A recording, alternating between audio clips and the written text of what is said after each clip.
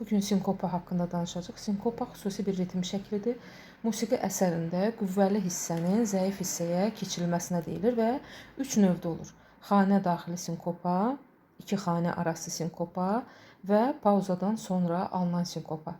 Əslində belə danışanda bizə çətin, hardasa qəliz gəlir, amma daima biz bu sinkopadan istifadə edirik. İndi bu günlərim əsərlərdən nümunə olaraq gətirəcəm. İnşallah ki, asan variantda və asan izahda da dərsimiz alınacaq. Sinkopanın birinci növündən danışaq. İndi xanə daxili sinkopa nədir? Xanə daxili sinkopa xanə daxilində qüvvəli hissənin sonu ilə zəif hissənin əvvəlinin liqa vasitəsilə birləşməsindən əmələ gəlir. Bugün indi ona misal olaraq Üzeyir Hacıbəylinin Ərəb marşından deməli 14-cü xanəni misal göstərəcəm sizə.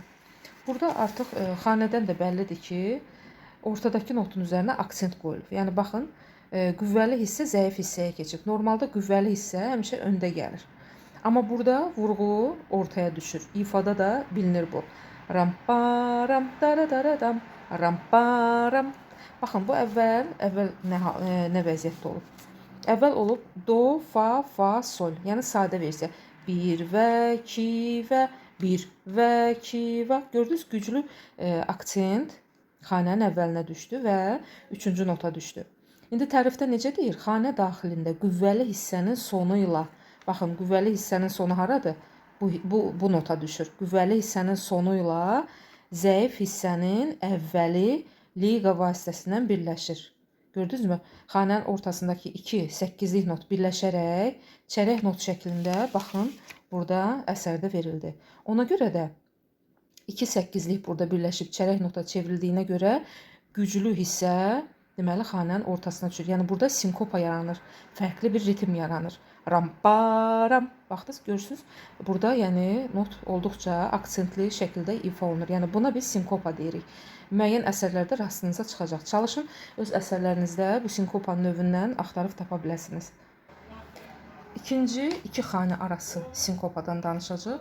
Burada nə deyilir? Birinci xanənin zəif hissəsi ilə sonra gələn xanənin qüvvəli hissəsinin liqa vasitəsilə birləşməsindən əmələ gəlir. Baxın, bir də təkrarlayıram.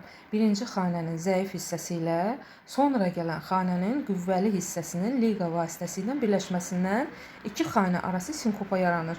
Buna nümunə olaraq Cahangir Cahangirovun Teymurun mahnısı əsərindən 16-cı xanəni götürək. Baxın, xanədə də bilinir. Biraz sadə variantda verilib. Əslində bildiyimiz mahnıdır. Yenilməz Batalyon filmindən Teymurun mahnısı.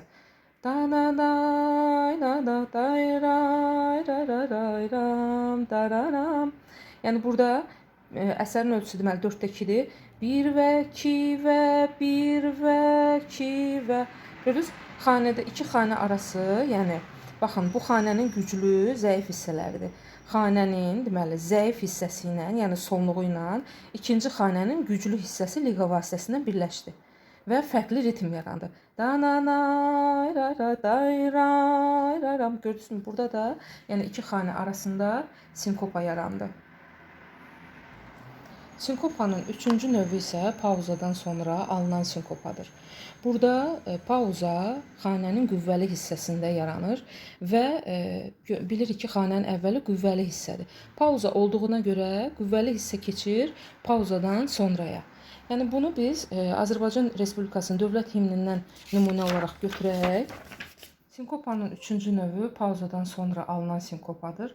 Xanənin qüvvəli hissəsində pauzadan istifadə olunur. Mən burada Azərbaycan dövlət himninin deməli 18-ci xanəsində sinkopanı sizə göstərəcəm.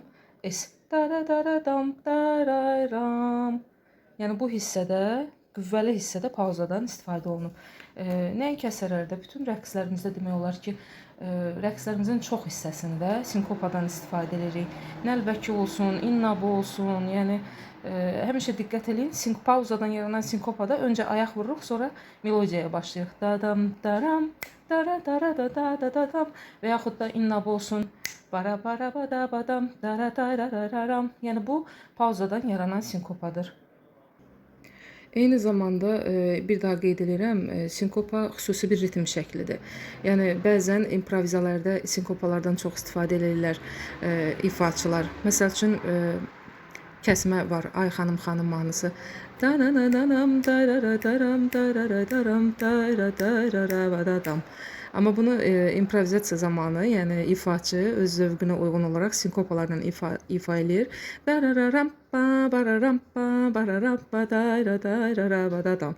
Yəni bu da sinkopanın bir növüdür. Əslində bir daha qeyd edirəm, biz sinkopalardan daima istifadə edirik. Sadəcə olaraq ola bilər ki, bunun sinkopa olduğundan məlumatsız oluruq.